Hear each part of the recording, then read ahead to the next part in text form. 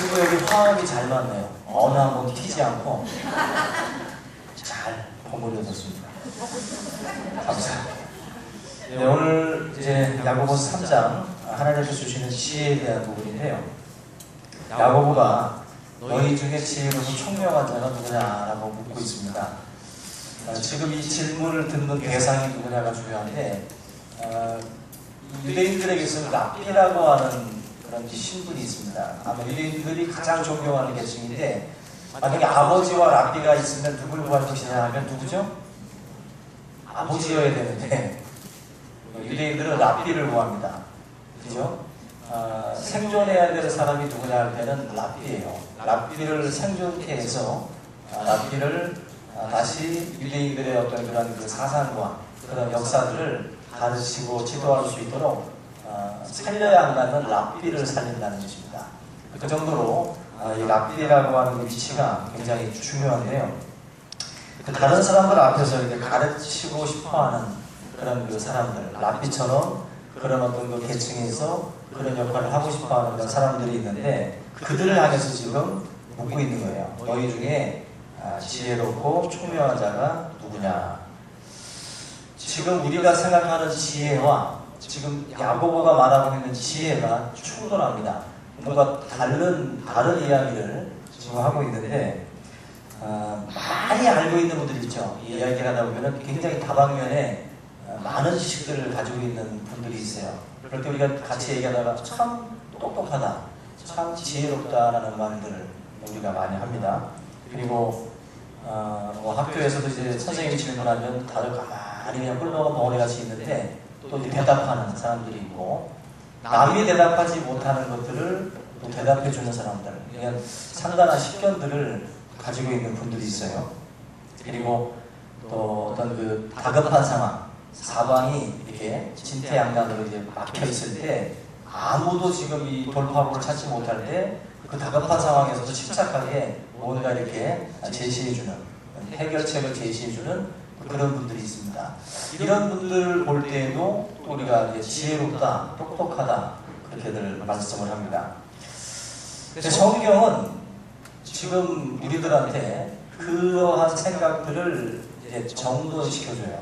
다시 말하면 그것은 우리가 일반적으로 세상적으로 말하는 지혜고 성경에서 지금 우리들에게 말해주고자 하는 지혜는 다른 지혜입니다. 그래서 오늘 본문 13절을 보시면은 이런 말씀이 나오죠. 너희 중에 지혜와 총명이 있는 자가 누구냐 묻고 있어요. 여러분들이 이 사람이요 저 사람이요 이렇게 우리가 제시를 하겠죠. 얘가 똑똑하다, 얘가 지혜롭다. 그때 13절에서 그런 말씀을 합니다. 그는 선행으로 말미암아 지혜의 온유함으로 그 행함을 보일지니라. 너가 이 사람을 추천했고 저 사람을 추천했는데 한번 보자는 거죠. 정말 지혜로운지. 이 사람들 속에 선행으로 말미암은 지혜의 온유함으로 그 행함을 보일 수 있는지, 그것에 대한 그 질문을 지금 우리들에게 지금 던져주고 있습니다.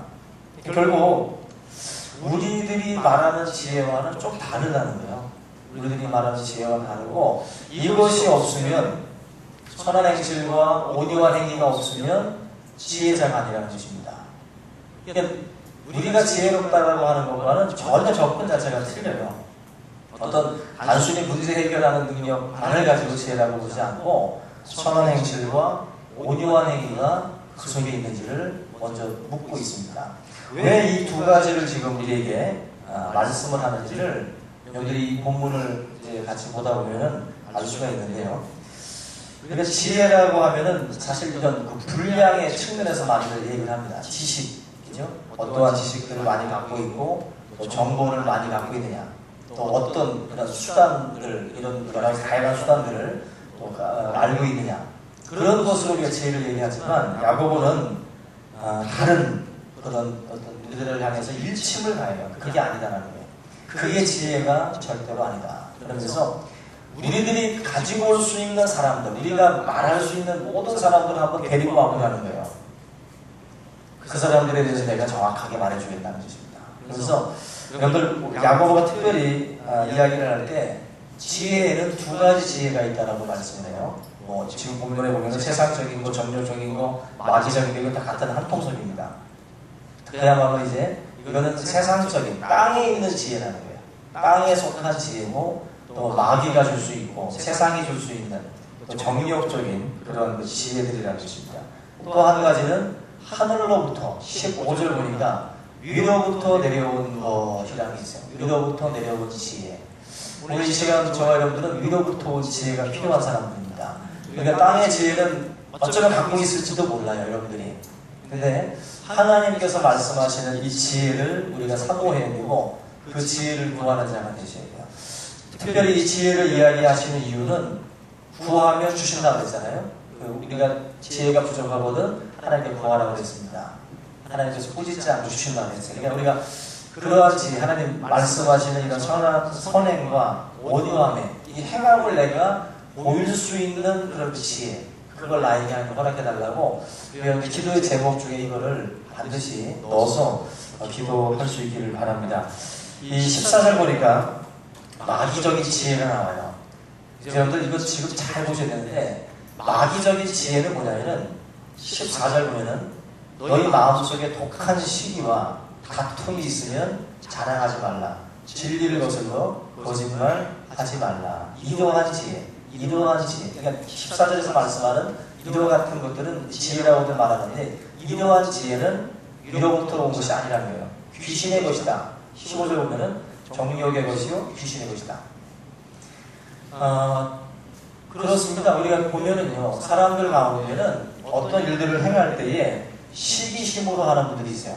독한, 그것도 여기 보면은 또 이제 단순히 시기라고 하지 않고 독한 시기라고 그랬어요. 여러분 교회 일을 할 때에 독한 시기로 하지 않기 바랍니다. 그거는 정욕적인 것이고 귀신의 것이에요. 그건 지금 귀신에게 속는 겁니다. 우리가 주님의 일을 하되 그 일을 하나님 받으시는 건데 그 일을 하나님 받으시는 건데 그 일을 독한 마음으로 뭔가를 이룬들 마음의 중심을 보시는 하나님이 보실 때는 얼마나 그것이 안쓰럽겠어요. 그게 도대체 그게 무슨 의미가 있겠습니까?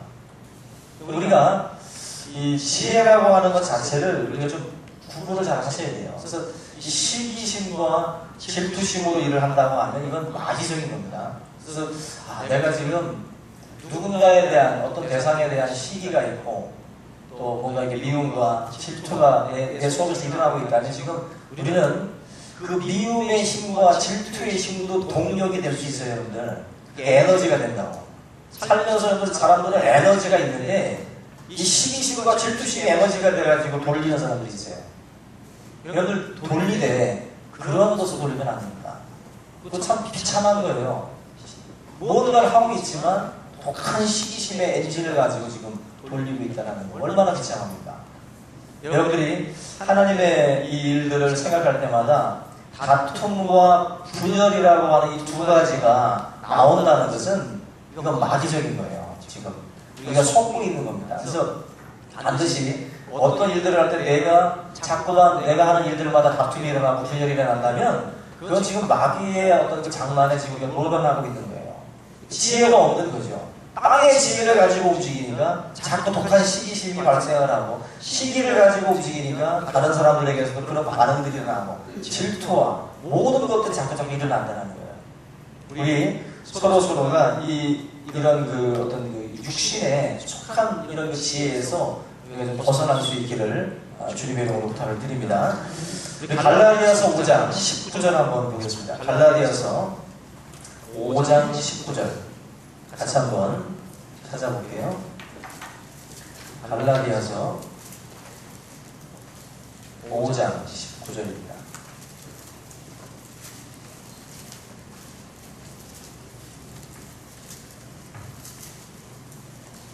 같이 한번 읽어보겠습니다. 5장 19절 시작. 육체의 일은 분명하니 곧 음행과 더러운 것과 호색과 우상 숭배와 주술과 원수 맺는 것과 분쟁과 시기와 분냄과 당 짚는 것과 분열함과 이단과 투기와 술 취함과 앙팡함과 또 그와 같은 것들이라. 예, 여기까지가 지금 육체의 일, 그죠? 19절에 말씀하는 육체의 일이라는 것은 바로 이 정욕적인 것, 그죠? 이 정욕적이고 마귀적이고 세상적인 어떤 그것을 말하는데 이 육체의 일은 분명하대요. 육체의 일은 분명해서 이런 일들이 다 일어나게 돼 있어요. 그래서 특별히 여기 보면은 그 어떤 분열과 당 짓는 것, 분열과 당 짓는 것, 20절 말씀에 원수 맺는 것, 이런 것들이 보여요. 바로 마귀가 역사를 하게 되면 결국 이와 같은 다툼과 분열의 양상으로 지금 우리를 끌고 가거든요. 그러면서 그 일들을 주도하는 사람들은 항상 자기가 똑똑하다고 생각해요. 자기가 지혜롭다고 생각해요. 자기가 지혜롭다고 생각을 하니까 당을 지어서라도 반대편과 대치하는 거예요, 여러분들. 내 지혜가 가장 최고라는 거예요.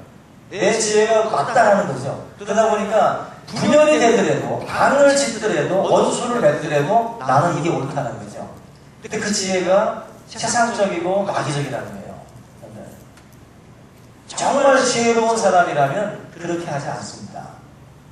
앞에서 말씀하신 13절의 우리 말씀처럼 선한 행실, 온유함, 이것이 기반이 돼가지고 원수 맺고 당 짓고 분열하는 그것을 막기 위해서 총력을 기울여요. 총력을. 그런데 그 지혜가 없는 사람들은 자기가 옳다라고 하는 주장에 매여 있어요. 여러분들이 옳다라는 것을 그렇게 남들로부터 인정받기 위해서 뒤에서 다 죽어나가고 있는데도 불구하고 내가 옳다라는 것을 주장하기 위해서 뒤도 보지 않고 가는 분들이 있어요. 지금 뒤에서 막 픽픽 쓰러져 가고 있는데 이게 지혜가 없다는 거예요. 지혜가. 지혜 있는 사람들은 당짓고 분열하고 원수 맺는 그런 일들이 있을 때마다 이거는 아니다. 내가 죽어야 돼. 오늘 마침에 말씀 때도 내가 소금이 되고 내가 죽어야 돼. 그러한 온유함과 그런 마음을 가지고 들어가면 그 원수 맺고 분열하고 당짓는 일들을 그칠 수가 있어요. 근데 지혜 없는 사람들은 계속 그 마귀에게 속는 거예요. 귀신의 장난에 우리가 다 몰아나는 겁니다. 갈라디아서에서 말씀하는 이 말씀처럼 우리는 육신의 일을 반드시 벗기를 바랍니다. 육신의 일은 배 위에 사탄이 있는 거죠. 지금 오늘 말씀 야고보서에 의하면 귀신의 것이기 때문에 뒤에 역사하는 영들이 분명히 있는 거예요. 그래서 어떤 사람은 그 마귀의 그 세상적인 지혜에 묶여있는 사람들은 곧 사단의 하수인이죠. 이 사람이 가는 곳마다 다툼이 있어요. 분열이 있어요. 혼란이 있어요. 그래서 사람들을 이렇게 보면 그 사람은 무슨 위로부터 나온 지혜인지 또 땅으로부터 시작된 지혜인지를 판별할 수가 있어요.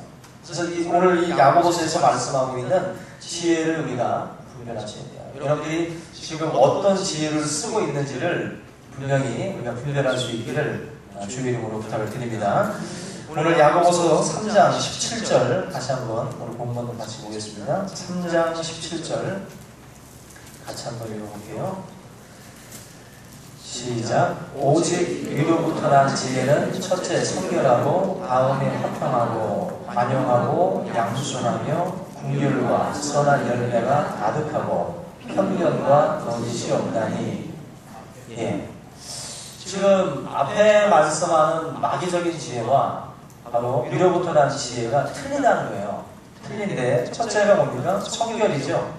성결이라는 것은 하나님을 향해서 두 마음을 품지 않는 것입니다. 성결은 한 마음이에요. 하나님을 향한 마음이 한 마음으로 고정되어 있는 거예요. 세상도 사랑하고 하나님도 사랑하는 것이 아니라 하나님을 사랑하는, 하나님 앞에 우리가 집중하는 이게 성결이에요. 위로부터 난 지혜는 바로 우리 마음의 중심이 오직 하나님만을 향해 있다. 그 다음 두 번째가 이제 화평입니다. 화평. 마귀적인 지혜가 다툼과 분열이라고 말을 했는데 위로부터 난 지혜는 화평이에요. 위로부터 난 분들은, 위로부터 지혜를 얻은 분들은 화평이 중요해요. 그러니까 화목해하는 자라고 했어요.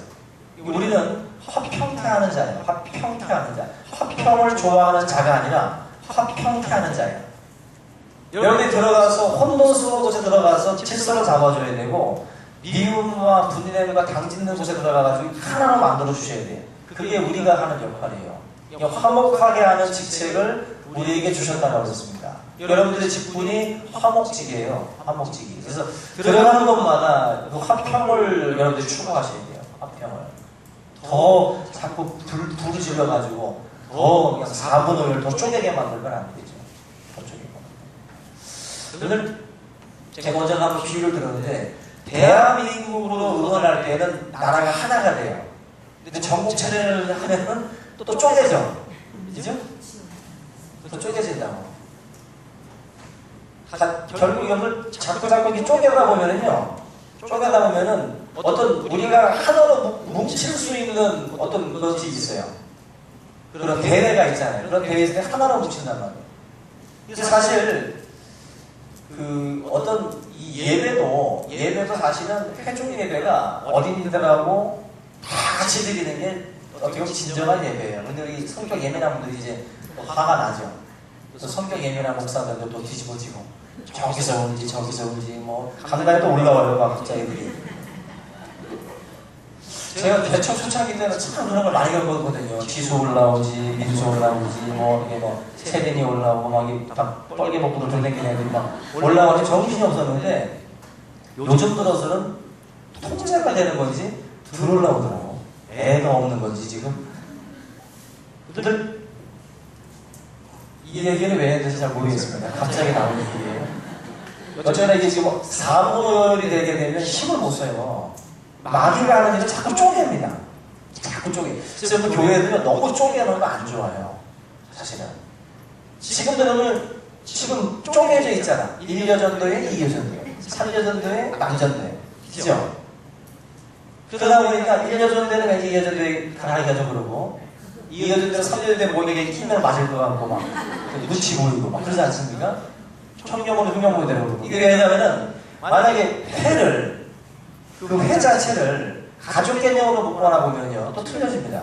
만약에 여러분들의 회 모임을 60대 분들 몇 분 집어넣고 이렇게 해서 가족 개념으로 요즘에 하는 것도 있거든요. 그래서 가족 개념으로 해서 만약에 이게 목장 개념, 요즘에 그런 말들 있잖아요. 이렇게 가족 개념으로 만약에 묶어주면 또래 집단이 아니라 10대부터 70, 80대까지 다 뭉쳐나버리면은 또 달라져요. 이 분위기가. 지금 분위기랑 또 틀립니다. 이것도 해보고 싶고 저것도 해보고 싶어요. 그죠? 이 모임이라는 것을 자꾸 우리가 만들어 놓으면요, 이 선을, 우리 인간은 참 신기해요. 선을 거놓으면 왠지 거기 가면 안 될 것 같은 생각이 들어요. 선을 거놓으면. 여러분들, 이 뭔지 모르게 분열이라는 거 있지 않습니까? 당 짓는 거라는 게 자기도 모르게 뭔가 이렇게 선을 거버리는 사람도 있어요. 사람들한테. 근데 우리 스스로가 누군가에게 자꾸 이게 뭔가 딱 거놓진 않지만은 뭐 이제 선을 긋듯이 지금 사람들로 하여금 넘어오지 마. 좋은 말로 할 때. 폭발주의 뭐 해가지고 이게 딱 거놓는 분들이 있어요. 이게 바로 당 짓는 거예요. 여러분들 알게 모르게 우리가 사람들한테 선을 거푸리는 분들이 있어요. 선을 거푸리는 거예요. 넘어오지 말라고. 은연 중에 이렇게 압박을 하는 분들이 있어요. 우리 교회 없습니다. 당 짓지 마세요. 분열하지 마시고 원수 맺지 마시고 서로 이 본문 말씀 보시고 내가 위로부터 난 지혜를 잡아야 되겠다. 지금 마귀의 지혜에 내가 지금 어떻게 보면은 휘둘리고 있다. 분별하셔야 돼요. 그래서 반드시 하늘의 지혜를 선택하는 우리가 될 수 있길 바랍니다. 세 번째가 관용입니다. 관용. 나와 생각이 맞지 않는 사람들도 품는 거죠. 너가 그렇게 품는 거. 그게 이제 위로부터 나온 지혜다. 나와 생각이 맞지 않는다고 해가지고 그 사람을 품고 용감하지 않는다고 한다면은 그것은 위로부터 나온 지혜가 아니라는 거죠. 그래서 여러분들 지혜로운 사람들은 품고 가는 사람들이에요. 위로부터 나온 지혜는 나와 좀 생각이 달라도 관용하고 받아들이시는 거예요. 받아들이시는 거예요. 이게 다시 말하면 그릇이 큰 거죠. 그릇이 큰 거예요. 네 번째가 양선이라고 말을 해요. 양선. 양선, 양순이라는 말씀을 쓰는데 이거는 이제 쉽게 순종하고 또 고분고분하다라는 뜻입니다. 남편들이 아내에게 바라는 이런 뭐 성품 중에 하나라고들 쉽게 순종하고 고분고분하다 이런 거. 이건 뭐냐면 이제 완고하고 거친 것이 아니라 부드럽게 된 마음을 말해요. 성령 안에서 부드럽게 된 마음. 그 다음에 지혜가 국률, 가난하고 어려운 사람들을 불쌍히 여기는 마음. 이게 또 위로부터 난 지혜다. 여섯 번째가 편견, 주관적인, 내 주관적인 그런 생각에 갇히지 않는 것, 너무 치우치게 판단하지 않는 것, 그게 이제 편벽이고요. 그 다음에 이제 거짓이 없어야 된다. 지금 한 7가지 정도를 봤는데 이 다 공통적인 특징이 있어요. 뭐냐면은 이 지혜의 특징은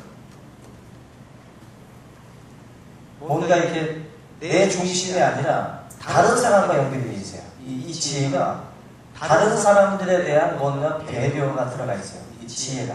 그래서 위로부터 난 지혜가 아닌 세상적이고 마귀적인 지혜가 왜 자꾸 당을 짓고 분열하게 만들고 다툼이 일어나게 만드냐면은 상대방에 대한 생각과 배려가 없어서 그래요. 근데 위로부터 난 지혜는 지금 이 본문에서 말씀하는 이 지혜를 가만히 보면은 공동체와 또 상대방에 대한 배려가 그 속에 깔려 있어요.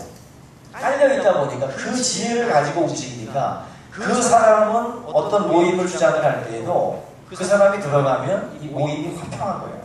그 모임이 분열이 없고 하나가 되는 거예요. 덩어리가 하나로 되는 거예요. 그게 바로 하나님께서 역사하시는 위로부터 난 지혜의 그러한 힘인 줄로 믿습니다. 결국 여러분들 각 기관이 있는데 여러분들이 속한 그 기관을 강력한 기관으로 만들려면 한 덩어리가 되셔야 되거든요. 근데 만약에 그 덩어리 하나가 동서남북으로 찢어져 있으면 힘을 못 써요. 전진 못합니다. 동서남북에서 땡기면 그냥 가만히 있는 거예요. 전진이 없어요. 전진이. 근데 바로 이 세상적인 지혜를 가지고 있다 보면 그 모임 자체, 공동체 모임 자체를 분열시켜 버린다는 거예요. 여러분들이 반드시 리더들은 리더부터 난 지혜를 구하셔야 돼요. 그래서 오늘부터 이거 기도하시기 바랍니다. 부역자님들은 이거 기도하셔야 되고요. 기관장들은 다 이거 놓고 기도하셔야 돼요. 하나님 나에게 위로부터 난 지혜를 주셔서 우리 기관 하나 되게 해달라고. 하나 되게 해달라고. 아멘 하세요. 아멘 하세요. 가끔씩 호통을 쳐야 잠도 깨고 이게 있어야 교회가 힘을 발휘하지. 교회가 여러분 우리 교회는 제가 볼 때 참 강한 교회다. 그렇죠? 뭘 봐도 강해.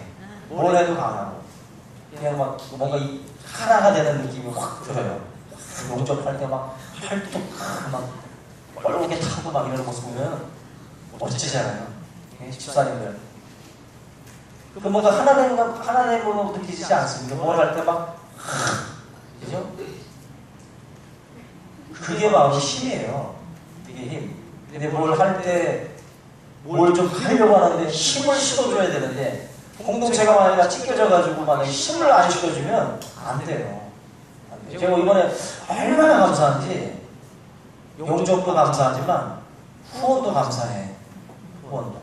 이번에 뭐 엄청나게들 후원을 해주셔가지고 교회가 빚을 조금 덜게 됐어요.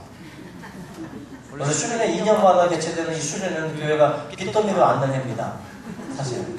근데 이 해에 이 빚을 좀 덜게 됐어요. 여러분 앞으로 교회 공동체가 하나 되는 데 있어서 가장 중요한 건 여러분들이 이 지혜를 구하는 겁니다. 저도 이 지혜를 구할 것이고 여러분 이 지혜를 구해서 우리 교회가 정말 하나 되는데 우리 서로가 일조할 수 있기를 주님의 이름으로 축원합니다. 이 시간 다 같이 오늘 말씀 붙들고 소성으로 기도하겠습니다. 살아계신 하나님 아버지